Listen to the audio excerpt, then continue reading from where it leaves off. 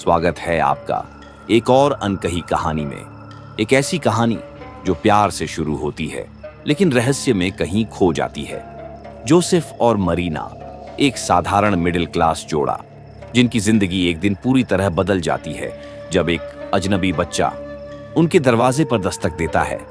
क्या ये भगवान की देन था या कोई आने वाली मुसीबत? रहस्य, इमोशंस और एक डर जो धीरे धीरे घर कर जाएगा आपके मन में। तो चलिए शुरू करते हैं आज की कहानी। जेकब, एक मासूम चेहरा या कोई छुपा हुआ साया। जोसेफ और मरीना एक मिडिल क्लास कपल थे। शादी को 4 साल हो चुके थे लेकिन अब तक उन्हें कोई भी बच्चा नहीं हुआ था। जोसेफ का खुद का एक छोटा सा फोटोग्राफी स्टूडियो था। वहीं मैरीना एक डॉक्टर के क्लिनिक में रिसेप्शनिस्ट का काम किया करती थी। दोनों गोवा के बाहरी इलाके में एक किराए के मकान में रहते थे। जोसेफ थोड़ा सन की किस्म का आदमी था। उसे अपनी जिंदगी में किसी की दखल अंदाजी बिल्कुल भी पसंद नहीं थी। उसका रोज का रूटीन तय था। दिन भर स्टूडियो में रहता, फिर रात को स्टूडियो बंद कर सामने आलीशान बार में एक 1.5 पैक मारता और फिर घर लौटता था। कभी कभी शादी, बर्थडे या दूसरे किसी इवेंट का कॉन्ट्रैक्ट मिल जाता तो तभी बाहर जाया करता था। मरीना सुबह 9 बजे से दोपहर 2 बजे तक क्लिनिक में काम किया करती थी और फिर शाम तक घर पर रहती। शाम 6 बजे से रात के 9 बजे तक उसे फिर से क्लिनिक जाना पड़ता था। वो बहुत ही सुलझी हुई और बच्चों को पसंद करने वाली लड़की थी, लेकिन अब तक उसे माँ बनने का सुख नहीं मिला था। मरीना के माँ बाप उसकी छोटी उम्र में ही गुजर चुके थे। उसका पालन पोषण उसकी मेरी आंटी ने किया था। उस दिन रविवार था। जोसेफ को कोई काम नहीं था और मरीना को भी छुट्टी थी। सुबह दोनों साथ बैठकर नाश्ता कर रहे थे। नाश्ता करते वक्त मरीना ने कहा, चलो आज चर्च चलते हैं। फादर डिमेलो बार बार फोन करके पूछते हैं, कहते हैं कि कभी तो आ जाया करो और तुम्हें भी साथ लेकर आने के लिए कहा है। नहीं, आज टाइम नहीं है, जोसेफ ने जवाब दिया। आज स्टूडियो जाना है।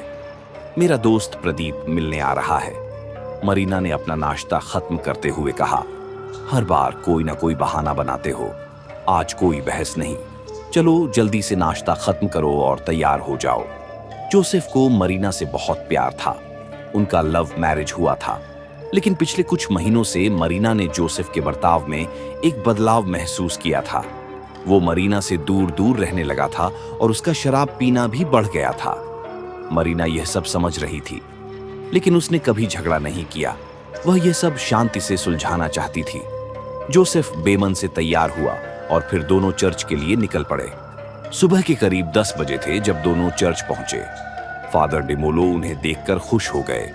दोनों ने फादर से मुलाकात की और प्रार्थना के लिए बेंच पर बैठ गए। प्रेयर के बाद फादर डिमोलो ने उन्हें अपने पास बुलाया। जोसेफ, मरीना, मुझे पता है कि तुम दोनों एक दूसरे से बहुत प्यार करते हो। यीशु की कृपा से जल्द ही तुम माता पिता बनोगे। चिंता मत करो, फादर ने ऐसा कहा और उनके सर पर हाथ रख दिया। अब तो शादी को 5 साल होने वाले हैं। मैंने तो उम्मीद ही छोड़ दी है। जोसेफ ने निराशा भरे स्वर में बोला, नहीं बेटे, ऐसी निराशा मत पालो। यीशु की दया जल्दी ही तुम पर होगी। फादर ने उन्हें मुस्कुराते हुए कहा। थोड़ी देर और चर्च में बिताने के बाद दोनों घर लौट आए और कुछ दिन ऐसे ही बीत गए। एक दिन रोजमर्रा की तरह जोसेफ अपने स्टूडियो में काम कर रहा था। तभी उसका मोबाइल बजा। उसने कैमरा साइड में रखा और कॉल उठाया। किसी अनजान नंबर से कॉल आया था। Hello, who is this? Joseph ने पूछा। हेलो, मैं एडवोकेट पोला बोल रही हूँ। फोन पर कोई औरत की आवाज थी। जी कहिए। आपको 2 दिनों के अंदर यहाँ मेरे ऑफिस आना होगा। मेरे क्लाइंट जेकब डिसूजा आपसे अर्जेंट मिलना चाहते हैं, लेकिन मैं किसी जेकब डिसूजा को जानता भी नहीं। ये सब किस बारे में है? माफ कीजिए, लेकिन आपको खुद आना होगा। कोर्ट का आदेश है, नोटिस तैयार है और आज ही आपको मिल जाएगा। इस शनिवार को मेरे ऑफिस आइए, मैं सब कुछ बता दूंगी। पोला ने अपने ऑफिस का एड्रेस बताकर फोन काट दिया। ये सब इतना अचानक था कि जोसेफ को समझ ही नहीं आया कि वो क्या कहे, और फोन रखते ही उसी वक्त मरीना का भी फोन आ गया। हेलो जोसेफ, अभी अभी घर पर एक कोर्ट ऑर्डर आया है। किसी एडवोकेट ने भेजा है। शायद हमें जाना पड़ेगा। हाँ, मुझे पता है। उस एडवोकेट का नाम पौला है। अभी अभी मुझे उसका फोन आया था। जोसेफ ने उसे उस फोन कॉल के बारे में बताया। ये सब क्या है जोसेफ? मुझे भी नहीं पता, शाम को बात करेंगे। जोसेफ ने उस पर ज्यादा ध्यान ना देते हुए कहा। रात को जोसेफ रोज की तरह करीब 10 बजे घर आया। उसने आज भी थोड़ी शराब पी रखी थी। खाना खाने के बाद दोनों बैठकर बातें करने लगे। जोसेफ ने पोला से हुई बातचीत मरीना को विस्तार से बताई। ये चेकअप डिसीज कौन है? मरीना ने पूछा। मुझे नहीं पता। तुम्हारी जान पहचान में कोई है क्या? नहीं, ऐसा तो कोई याद नहीं आता। ठीक है, शनिवार को खुद जाकर देखते हैं क्या मामला है, जोसेफ बोला, और दोनों खाना खाकर उस रात सो गए। 2 दिन जैसे तैसे बीत गए। शनिवार को दोनों एडवोकेट के दिए पते पर जाने के लिए निकले। जोसेफ के पास एक पुरानी पिएट कार थी। कुछ घंटे भर में दोनों बताए पते पर पहुंच गए। उसका ऑफिस काफी बड़ा था। अंदर एक टेबल के पीछे रिसेप्शन पर एक लड़की बैठी थी। उसने दोनों को सोफे पर बैठने का इशारा किया और 10 मिनट बाद उसने दोनों को अंदर भेजा।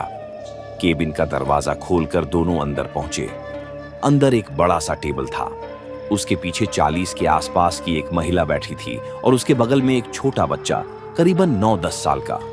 वो एक बड़ी कुर्सी में बैठा था। उसने एक काले रंग का कोट पहना हुआ था और उसके हाथ में एक गुड्डा था, एक डॉल। उस गुड्डे ने भी ठीक वैसा ही कोट पहन रखा था जैसा उस लड़के ने पहना था। कम हैव इट, पोला ने कहा। जोसेफ और मरीना दोनों सामने वाली कुर्सियों पर बैठ गए। जोसेफ, मरीना मिलिए मिस्टर जेकब डिसूजा से, पोला ने उस बच्चे की तरफ इशारा करते हुए कहा। दोनों उस बच्चे को देखने लगे। उसका चेहरा बिल्कुल शांत था। उसके चेहरे पर कोई भाव नहीं थे। नजर कहीं शून्य में खोई हुई थी। वो बस चुपचाप उन दोनों की तरफ देखे जा रहा था। हेलो जेकब, मरीना ने कहा, लेकिन उसने कोई जवाब नहीं दिया। जोसेफ ने बच्चे पर से अपनी नजर हटाकर पूछा, पोला मैडम, आपने हमें यहां क्यों बुलाया है? बताती हूं, ये जेकब डिसूजा। ये अब 9 साल का है। 1 महीने पहले इसकी मां की मौत हो गई है। उसकी मां का नाम मार्गेट था। जेकब के पिता 6 महीने पहले गुजर गए हैं। अब मां की मौत के बाद यह पूरी तरह से अनाथ हो चुका है। पोला बोल रही थी और उसकी बात बीच में काटते हुए जोसेफ ने कहा, पोला मैडम, लेकिन इसका हमसे क्या लेना देना है? प्लीज सीधे मुद्दे पर आइए। ठीक है, जेकब की मां ने मरने से पहले यह इच्छा जताई थी कि उसकी कस्टडी आप दोनों को मिले, पोला ने जवाब दिया और जोसेफ थोड़ा हैरान हो गया। क्या इस बच्चे की कस्टडी हमें, मतलब हम इसका पालन पोषण करें? आप ये क्या बोल रही है? हमारा इससे क्या ताल्लुक? हम तो इसे जानते तक नहीं, जोसेफ थोड़ा झुंझलाकर बोला। पोला ने मरीना की तरफ देखकर कहा, मरीना, शायद तुम्हें याद है या नहीं, मुझे नहीं पता, लेकिन तुम्हारी दादी अलीना फर्नांडिस को मार्गेट बहुत अच्छे से जानती थी। मरीना खुद सोच में पड़ गई और कुछ सोचकर उसने कहा, ओ आई सी, लेकिन यह सब कुछ इतना अचानक हो रहा है कि मैं खुद बहुत कंफ्यूज हो गई हूं। पोला ने थोड़ा मुस्कुराकर आगे बताया, फिक्र मत करो, जेकब कोई मामूली घर का बच्चा नहीं है। उसके माता पिता ने उसके नाम पर बैंक में करोड़ों रुपए जमा कर रखे हैं। अगर आप दोनों उसकी कस्टडी ले लेते हैं तो हर महीने आपको 1 लाख रुपए उसकी देखभाल के लिए मिलेंगे। इतनी बड़ी रकम सुनकर जोसेफ चौंक गया। क्या हर महीने 1 लाख रुपए? और फिर अपने इमोशन को काबू कर जोसेफ मन ही मन में सोचने लगा, मतलब हमें तो अब काम करने की जरूरत ही नहीं पड़ेगी। वहीं मरीना इस बात से ज्यादा खुश थी कि उसे मां बनने का मौका मिलने वाला है। अंदर ही अंदर उसने जेकब को अपने बेटे की तरह मान लिया था। जोसेफ ने बात को साफ करते हुए कहा, पोला, हम दोनों जरा बाहर जाकर बात करके आते हैं। जोसेफ और मरीना दोनों ऑफिस से बाहर चले गए। मरीना, मुझे लगता है कि हमें जेकब की कस्टडी ले लेनी चाहिए, जोसेफ ने मरीना को समझाया। हाँ जोसेफ, हमें माँ बाप बनने का मौका मिल रहा है। हम जेकब के माता पिता बन सकते हैं। मरीना की आवाज में खुशी थी, लेकिन जोसेफ की खुशी की वजह कुछ और ही थी। और हर महीने हमें 1 लाख रुपए भी मिलेंगे। ये कोई छोटी बात नहीं है। हमारी तो किस्मत खुल जाएगी। हाँ, लेकिन याद रखो, वो पैसे जेकब की देखभाल के लिए होंगे, हमारी मौज मस्ती के लिए नहीं। हाँ, मुझे पता है। तो फिर चलो अंदर चलकर पौ हाँ कह देते हैं। दोनों खुश होकर अंदर चले गए। मरना ने जैकब के पास जाकर उसके सिर को हल्का सा सहलाकर पूछा, जेकब, क्या तुम्हें हमारे साथ रहना अच्छा लगेगा? जेकब ने उसके सवाल का कोई जवाब नहीं दिया। वो बस पौला की तरफ देखने लगा और तब पौला ने कहा, जेकब गूंगा है, वो बोल नहीं सकता। ओह, आई एम सॉरी, मरना ने अफसोस जताते हुए कहा। मरना ने जेकब की तरफ अपने दोनों हाथ बढ़ाए। जेकब अपनी जगह से उठकर उसके पास गया और मरना ने उसे गले से लगा लिया। जेकब के चेहरे पर एक हल्की पर एक अजीब सी मुस्कान थी, जैसे उसने दोनों को अपना लिया हो। कुछ कागजों पर साइन करने के बाद पोला ने जेकब को जोसेफ और मरना के हवाले कर दिया। जेकब का कुछ और सामान है, मैं कल तुम्हारे घर भिजवा दूंगी। और हाँ, ये उसके बंगले की चाबी है। अभी उसका बंगला बंद है, लेकिन आगे चलकर आप उसका इस्तेमाल कर सकते हैं। पौला ने चाबी आगे बढ़ाते हुए कहा। हो, दैट्स फाइन। जोसेफ ने खुशी खुशी चाबी ली और जेब में रख ली। जोसेफ और मरीना की किस्मत एक दिन में बदल गई थी। दोनों को जो चाहिए था वो दोनों को भी मिल गया था। अचानक उन्हें घर, बंगला, गाड़ी और करोड़ों की संपत्ति मिल गई थी। तो वहीं मरीना को एक बेटा मिल गया था। लेकिन यह सब जितना सीधा लग रहा था, जितना आसान लग रहा था, उतना था नहीं। और यह बात जल्द ही उन्हें पता चलने वाली थी। घर लौटते वक्त मरीना पूरे रास्ते जेकब से बातें करती रही। हालांकि जेकब बस सुनता रहा, वो कुछ नहीं बोला। 1.5 घंटे में वो तीनों घर पहुंच गए।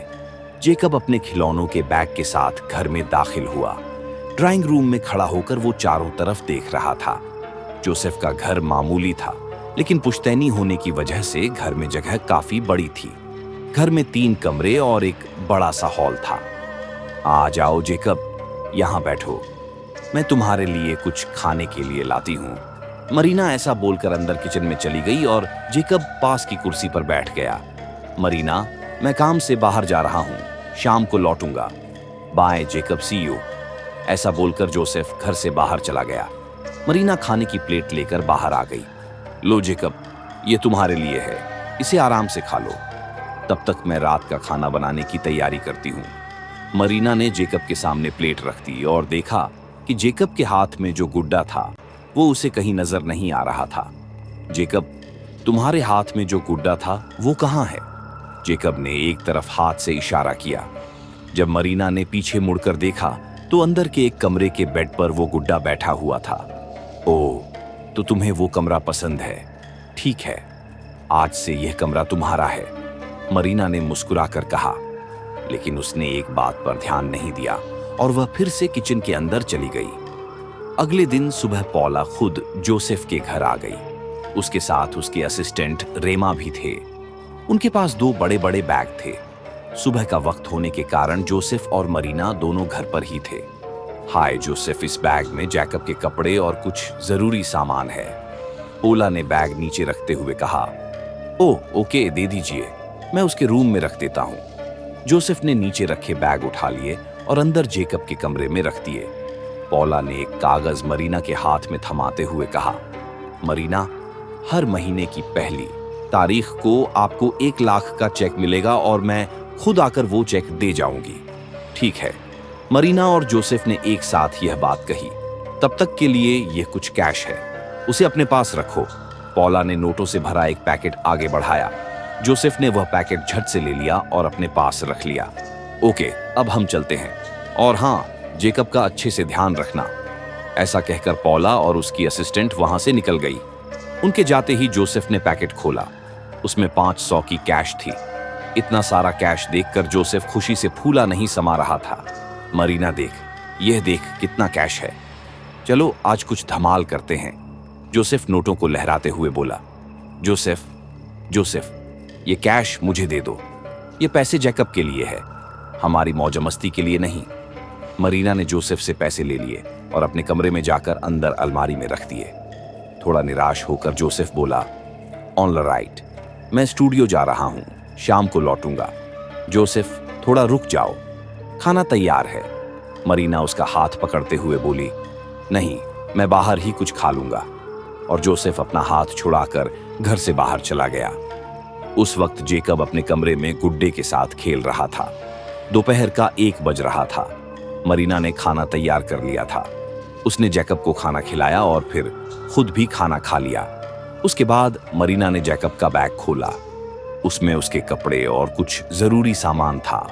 ऊपर ही उसे एक चिट्ठी मिली। उस चिट्ठी में जेकब की पूरी दिनचर्या लिखी हुई थी। सुबह के उठने से लेकर रात के खाने तक का टाइम टेबल था। मरीना ने वह चिट्ठी अपने गांव की जेब में रख ली। उनके दिन अब अच्छे से गुजर रहे थे। मरीना जेकब का बहुत अच्छे से ख्याल रख रही थी। अगले महीने की एक तारीख आ गई। उस दिन पोला सुबह सुबह ही जोसेफ के घर आ गई। उसके हाथ में 1 लाख रुपए का चेक था। यह चेक मरीना के नाम पर था। पौला ने वह चेक मरीना को दिया और फिर बिना ज्यादा बात किए वह वहां से चली गई। इतनी बड़ी रकम का चेक शायद मरीना और जोसेफ ने पहली बार देखा था। मरीना ने वो चेक बैंक में जमा कर दिया और 2 दिन में ही पैसे उसके अकाउंट में आ गए। मरीना ने अब क्लिनिक का काम छोड़ दिया था। वो अब पूरा वक्त घर पर ही रहने लगी थी। चेक आने के बाद जोसेफ पिछले 2 दिनों से पैसे के लिए मरीना के पीछे पड़ा था। मरीना, मुझे पैसों की जरूरत है, प्लीज उस 1 लाख में से मुझे 500 दे दो। जोसेफ ने मरीना से रिक्वेस्ट की। अरे लेकिन इतने पैसे का क्या करोगे? मरीना ने चिंता से सवाल किया। मेरे स्टूडियो के लिए मुझे कुछ जरूरी चीजें लेनी है। मेरा कैमरा भी पुराना हो गया है, नई लेंस भी लेनी है। जोसेफ ने अपनी बात बताई तो मरीना ने जोसेफ को समझाते हुए कहा, ठीक है, लेकिन एक साथ 50 खर्च करना ठीक नहीं है। कोई जरूरत आ पड़ी तो मुश्किल हो जाएगी। इस महीने में 25,000 दे देती हूँ, बाकी अगले महीने देखेंगे। चेक क्लियर होने के बाद मरीना ने 25,000 रुपए जोसेफ को दे दिए। सच बात तो यह थी कि इतने पैसे अपने अकाउंट में देखकर मरीना भी बहुत खुश हो गई थी और थोड़ा थोड़ा उसका मन भी अब पैसों की तरफ झुकने लगा था। कुछ दिन शांति से बीत गए, लेकिन फिर एक दिन ऐसा कुछ हुआ जिसका मरीना को कोई अंदाजा ही नहीं था। दोपहर का खाना तैयार था। मरीना ने जैकब के लिए थाली लगाई और बाहर लाकर टेबल पर रख दी। जेकब कुर्सी पर बैठा हुआ था। जेकब, खाना खा लो बेटा, मुझे थोड़ी देर के लिए पास की रोजी आंटी के घर जाना है। मरीना ने ऐसा कहा और वहां से चली गई। लेकिन जेकब ने कोई जवाब नहीं दिया। थोड़ा उदास सा चेहरा बनाकर उसने बस मरीना की ओर देखा। मरीना थोड़ी जल्दी में थी तो उसने भी ज्यादा ध्यान नहीं दिया और वह रोजी आंटी के घर चली गई। दरअसल उसे अपना नया नेकलेस उन्हें दिखाना था। करीबन 1 घंटे तक बातें करने के बाद मरीना घर लौटी। घर आकर उसने देखा कि जैकब वैसे ही कुर्सी पर बैठा हुआ था और खाना वैसा का वैसा टेबल पर रखा था।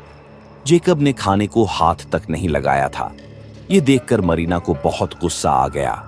वो जैकब के पास गई और थोड़ा गुस्से में ही बोली, जेकब, खाना क्यों नहीं खाया तुमने? मैं रोज रोज तुम्हें नहीं खिला सकती। तुम बड़े हो, तुम्हें अपने हाथों से खाना खाना सीखना ही होगा। जेकब ने अपनी नजरें झुका लीं और वो अपने उस गुड्डे की तरफ देखने लगा। मरीना कुछ देर शांत खड़ी रही और फिर वो शांत होकर बोली, अच्छा चलो, आज एक और दिन मैं तुम्हें खाना खिला देती हूँ। मरीना उसके पास बैठी और एक निभा उठाकर जेकब के मुंह के पास ले गई। लेकिन जैकब ने मुंह फेर लिया और कुर्सी से उठकर सीधा अपने कमरे में चला गया। वो पूरा दिन थोड़ा अजीब सा बीता। शाम को जोसेफ घर आया। घर की उस अजीब शांति ने उसे किसी अनहोनी का एहसास कराया। क्या बात है मरीना, घर आज कुछ ज्यादा ही शांत लग रहा है। कुछ नहीं, दोपहर में मुझे रोजी आंटी के घर जाना था तो मैंने जेकब को खुद से खाना खाने के लिए कहा, लेकिन उसने खाने को हाथ तक नहीं लगाया। अब तुम ही बताओ, रोज रोज मैं उसे कैसे खिलाऊं? जोसेफ थोड़ा बेचैन हुआ। मतलब जेकब दोपहर से भूखा है। Are you serious? जोसेफ की बात सुन मरीना थोड़ी शर्मिंदा हो गई। जोसेफ सीधा जेकब के कमरे में चला गया। जेकब तब अपनी डॉल्स के साथ खेल रहा था, लेकिन उसकी नजरें कहीं और खोई हुई थीं। कमरे में एक अजीब सा तनाव महसूस हो रहा था। उस तनाव को महसूस कर वो एक पल के लिए दरवाजे के पास ही रुक गया। उसे लगा जैसे जेकब के अलावा कमरे में और भी कोई है। उसने कमरे में हर तरफ नजर घुमाकर देखा और फिर तसल्ली कर वो कमरे के अंदर गया। जेकब, आई एम सॉरी बेटा, दोपहर में तुमने खाना नहीं खाया ना? कोई बात नहीं, अब हम सब साथ में खाएंगे। मैं खुद तुम्हें खिलाऊंगा। ओके। और हाँ, तुम्हें पता है ना, कल हम बीच पर घूमने जा रहे हैं, वहां जाकर खूब मस्ती करेंगे। ये सुनकर जेकब के चेहरे पर एक हल्की सी मुस्कान आ गई। वो जोसेफ के पास आया। जोसेफ ने उसे अपनी गोद में उठा लिया। पीछे खड़ी मरीना यह सब देख रही थी। फिर सबने एक साथ खाना खाया और दिन भर जो अजीब सापन था वो थोड़ा कम हो गया। पर उस रात 3 बजे मरीना की नींद खुली। उसे बहुत प्यास लगी थी। पास में जोसेफ गहरी नींद में सो रहा था। वो उठी और डाइनिंग एरिया से होते हुए किचन के अंदर चली गई। उसने फ्रिज खोला और पानी की बोतल निकाली। जैसे ही वह गिलास में पानी भरने लगी, उसे सामने खिड़की के कांच पर कुछ परछाई सी दिखाई दी। ऐसा लगा जैसे कि कोई पीछे से उसे देख रहा है।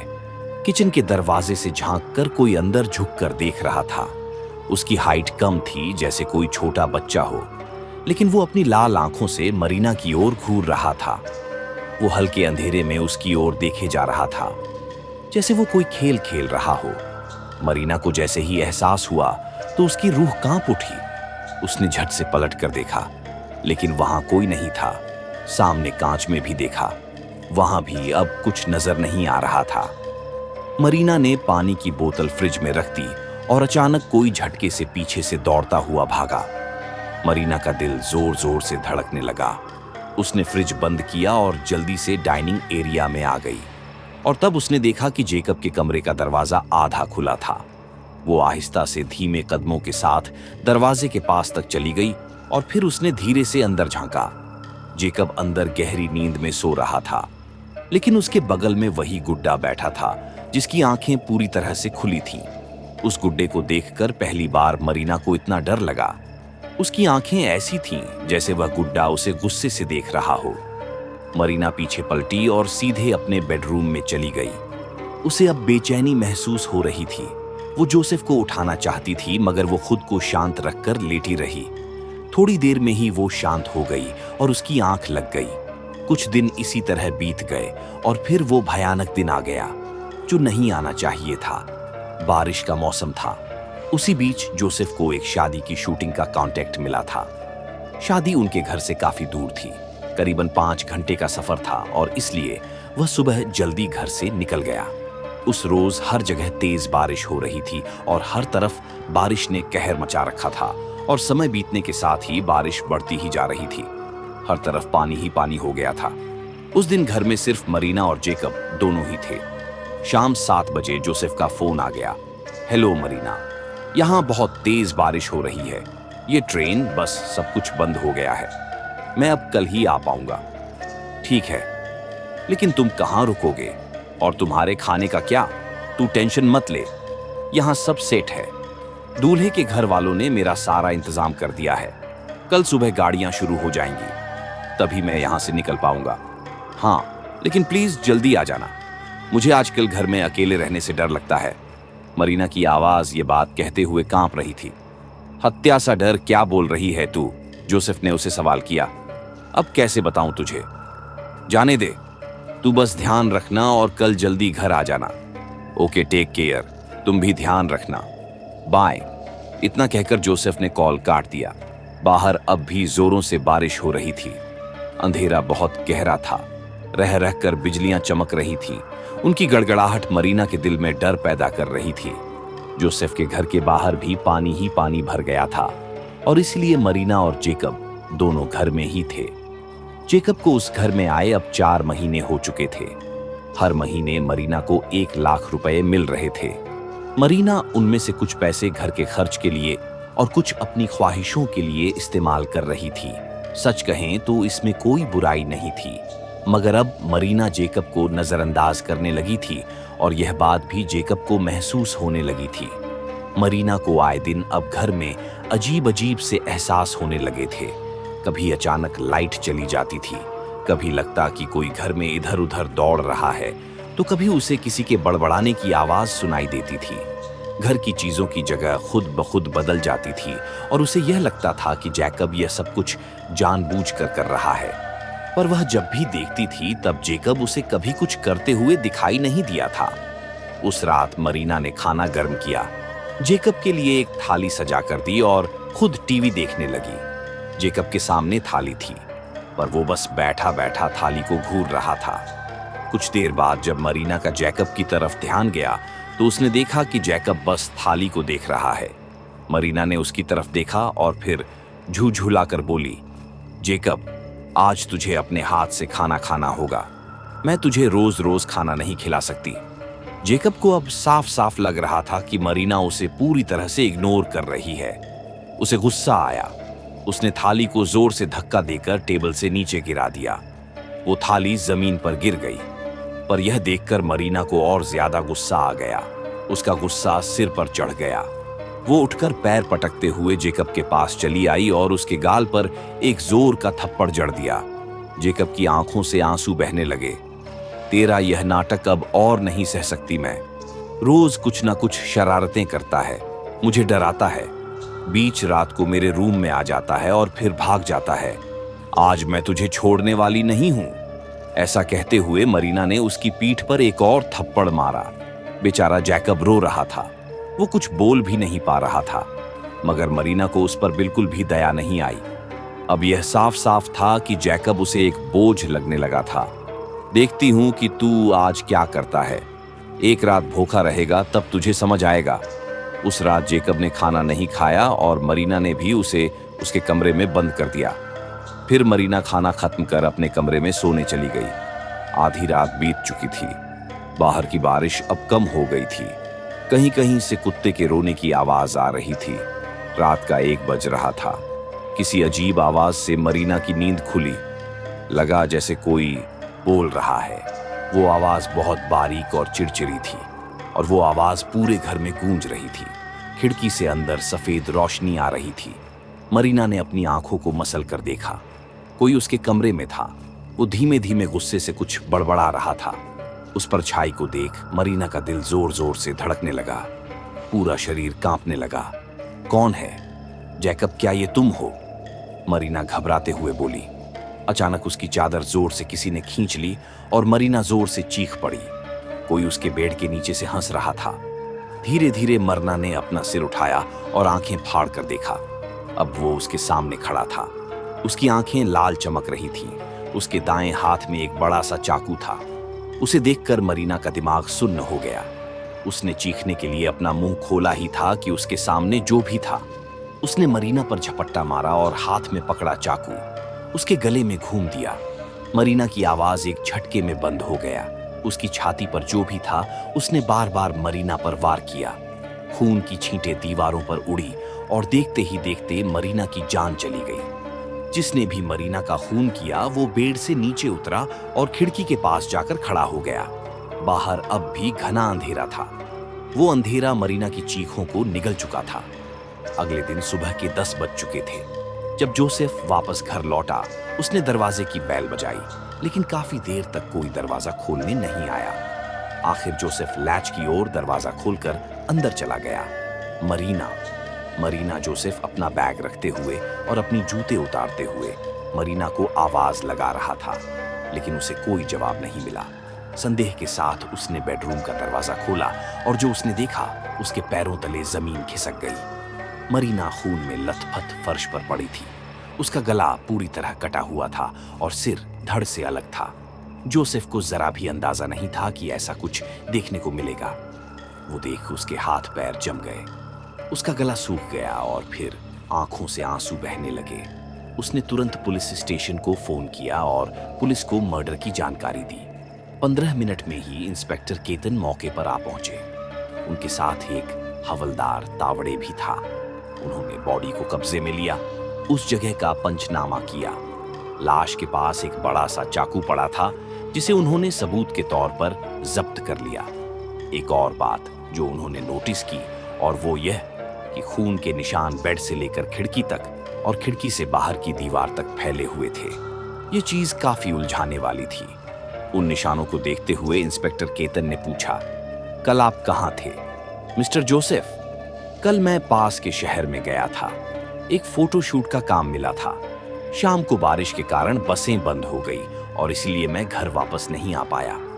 आज सुबह घर पहुंचा तो यह सब देखा। जोसेफ ने कांपती आवाज में पुलिस को बताया। इंस्पेक्टर ने आसपास देखकर फिर से सवाल किया, ओके मिस जोसेफ, आपके साथ इस घर में और कौन कौन रहता है? सर मैं, मेरी बीवी और जेकब को हमने 4 महीने पहले ही गोद लिया है। अच्छा, अब जेकब कहाँ है? वो अपनी रूम में है सर। बहुत डरा हुआ है, बेचारा बोल भी नहीं सकता। ओके, मतलब जेकब कल रात यही था, तो हो सकता है कि उसे पता है कि यहाँ क्या हुआ होगा। इंस्पेक्टर केतर ने इतना कहा और उस कमरे की तरफ देखा। जोसेफ ने भी उस तरफ देखकर कहा, मुझे नहीं पता। डोंट वरी मिस्टर जोसेफ, हम आपकी वाइफ के कातिल को जल्द ही ढूंढ निकालेंगे। इंस्पेक्टर केतन ने जोसेफ को भरोसा दिलाया और फिर वह दोनों वहां से निकल गए। जाते जाते उन्होंने जेकब के कमरे में झांक कर देखा। जेकब अपने गुड्डे को अपनी गोद में लेकर चुपचाप डरा सहमा सा बैठा था। उसकी नजरें कहीं खोई हुई थी, चेहरे पर एक अजीब सा डर था। इंस्पेक्टर केतन और हवलदार तावड़े फिर पास के घर यानी रोजी आंटी के घर गए, लेकिन उस घर पर ताला लगा था। उन्होंने आसपास के घरों में भी पूछताछ की, लेकिन उन्हें मनचाही जानकारी नहीं मिली। अगले दिन जोसेफ जेकब को लेकर पोला के ऑफिस पहुंचा। उसने पोला को सारी घटना के बारे में बताया। Oh my God, I am very sorry Joseph, Paula ने कहा। पोला, मुझे अकेले जेकब को संभालना मुश्किल हो रहा है, इसलिए मैं उसे तुम्हारे पास छोड़ने आया हूँ। जोसेफ ने अपनी बात कही। पोला ने जवाब में कहा, यस यस, मैं समझ सकती हूँ, लेकिन जोसेफ, अगर आप चाहें तो जेकब की देखभाल के लिए एक केयर टेकर रख सकते हैं।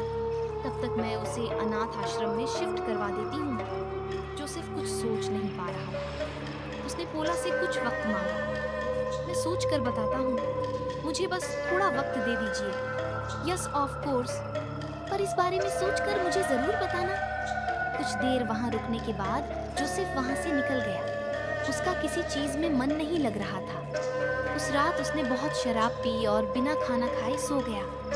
इस घटना को अब 1 महीना बीत चुका था, लेकिन अब तक पुलिस को मरीना के मर्डर का कोई भी ठोस सबूत नहीं मिला था। उधर जोसेफ धीरे धीरे अपने काम में वापस ढलने लगा। उसने खुद को संभालने की पूरी कोशिश की। वो जेकब को भूला नहीं था, लेकिन उसे थोड़ा वक्त चाहिए था। कुछ ही दिनों में वो जेकब से मिलने उस अनाथ आश्रम जाने वाला था, जहां उसे रखा गया था। रविवार का दिन था। सुबह के 10 बजे जोसेफ जेकब से मिलने निकल पड़ा। उसने गाड़ी स्टार्ट ही की थी कि तभी उसे इंस्पेक्टर केतन का कॉल आया। मिस्टर जोसेफ, क्या आप अभी पुलिस स्टेशन आ सकते हैं? क्या आना जरूरी है? क्योंकि मैं अब जेकब से मिलने जा रहा हूँ। हाँ, इट्स अर्जेंट। जोसेफ ने गाड़ी का रुख पुलिस स्टेशन की तरफ किया। 15 मिनट में ही वह वहां पहुंच गया। हवलदार ने जोसेफ को इंस्पेक्टर केतन केबिन में जाने के लिए कहा। मिस्टर जोसेफ, आपकी वाइफ की मौत का रहस्य और गहरा होता जा रहा है। उस दिन बहुत तेज बारिश थी, कोई बाहर से अंदर आया नहीं था। हमने आपके घर के बाहर लगे सीसीटीवी फुटेज को भी चेक किया है। इसका मतलब यह निकलता है कि मर्डर करने वाला कोई घर के अंदर ही मौजूद था। इंस्पेक्टर की बात सुनकर जोसेफ की भुएं सिकुड़ गई। सर, आप क्या कहना चाहते हैं? क्या आप कह रहे हैं कि उस 9 साल के जैकब ने मरीना का मर्डर किया है? इंस्पेक्टर केतन ने घर के आसपास की कुछ तस्वीरें दिखाते हुए कहा। जब आपने जेकब को पोला के पास छोड़ा, तब पोला ने उसे एक अनाथ आश्रम में शिफ्ट करवा दिया। बाद में मैं भी वहां उससे मिलने गया था, लेकिन जेकब ने मुझे कोई जवाब नहीं दिया। अब इसका यह मतलब नहीं है कि उसे कुछ मालूम नहीं है। वो गूंगा है, बहरा नहीं। जरा आप पहेलियां मत बुझाइए प्लीज। जो भी बात है मुझे सीधे सीधे बताएं। जोसेफ ने ऐसा कहा तो इंस्पेक्टर ने उसे सामने की कुर्सी पर बैठने का इशारा किया। ठीक है, आपके पड़ोस में रहने वाली रोजी आंटी उस घटना के ठीक बाद अचानक वहां से चली गई। अब वो अपने गांव मंगलौर में रह रही है। हमने उनसे भी मुलाकात की। उनसे हमें एक अजीब बात पता चली। इंस्पेक्टर ये सब कह रहा था और जोसेफ उस बात को ध्यान से सुन रहा था। क्या बात पता चली सर? जोसेफ ने गंभीर आवाज में पूछा। उस रात उन्हें आपके घर से किसी के चीखने की आवाज सुनाई दी थी, लेकिन वो अधूरी चीख थी। और तब उन्होंने खिड़की से देखा भी था, लेकिन बारिश की वजह से उन्हें कुछ साफ दिखाई नहीं दिया। लेकिन वह अपने गांव क्यों चली गई? जोसेफ ने इंस्पेक्टर की बात को बीच में ही काटते हुए पूछा। यही तो मेरा भी सवाल है। मुझे लगता है कि उन्हें जरूर कुछ मालूम है, लेकिन वो बता नहीं रही। उन्हें भरोसे में लेकर पूछना होगा। शायद वो किसी चीज से डर रही है। लेकिन हाँ, इस हादसे के बारे में बात करते वक्त उनकी आवाज कांप रही थी। वो बहुत डरी हुई लग रही थी। इंस्पेक्टर की बात सुनकर जोसेफ गहरी सोच में डूब गया। मिस्टर जोसेफ, आप अब जा सकते हैं। हमारी जांच जारी है। अगर आपके हाथ कुछ ठोस सबूत लगता है तो हमें जरूर याद कीजिएगा।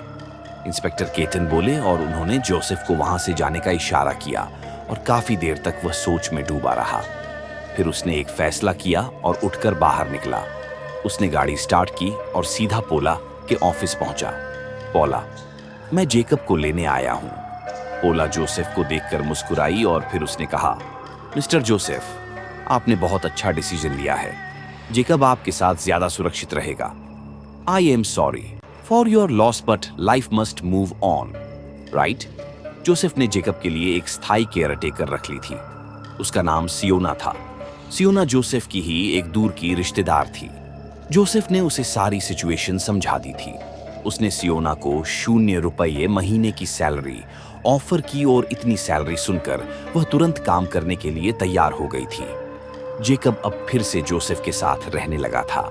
सना उसकी बहुत अच्छी देखभाल कर रही थी। जोसेफ भी बड़े प्यार से उसका ध्यान रख रहा था। धीरे धीरे जैकब घर में खुशी से रहने लगा, लेकिन जोसेफ के दिमाग में कुछ और ही बात चल रही थी। वो किसी बात का, किसी चीज का इंतजार कर रहा था। रविवार का दिन था। सियोना किसी काम से अपने घर गई हुई थी और जाने से पहले वह 2 वक्त का खाना बनाकर गई थी। घर में सिर्फ जोसेफ और जेकब थे। दोपहर को जोसेफ ने खाना गर्म किया और वो खाना जेकब को परोसा। डाइनिंग टेबल पर वो उसे अपने हाथों से खाना खिला रहा था। खाना खिलाते हुए वो उससे बातें भी कर रहा था। वो जैकब को एक कहानी सुना रहा था, एक औरत की कहानी जो एक बच्चे का ख्याल रखती है। और फिर कहानी सुनाते हुए उसने एकदम से कहा, और फिर एक दिन उस औरत को किसी ने मार डाला। उसे किसने मारा? किसी को नहीं पता।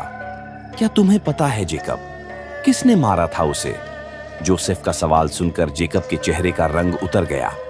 जोसेफ तब जेकब की आंखों में देख रहा था और फिर बिना कुछ बोले जेकब ने अपने गुड्डे की तरफ देखा और उंगली से उसकी ओर इशारा किया। जोसेफ ने गुड्डे की तरफ नजर घुमाई। उस गुड्डे की बड़ी बड़ी आंखों में एक अजीब सी चमक थी और चेहरे पर एक खौफनाक मुस्कान जो इससे पहले उसने कभी नहीं देखी थी।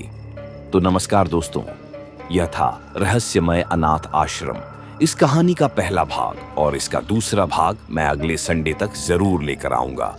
और नीचे कमेंट करके जरूर बताएं आपको आज की कहानी कैसी लगी। आपका बहुत बहुत धन्यवाद और शुभ रात्रि।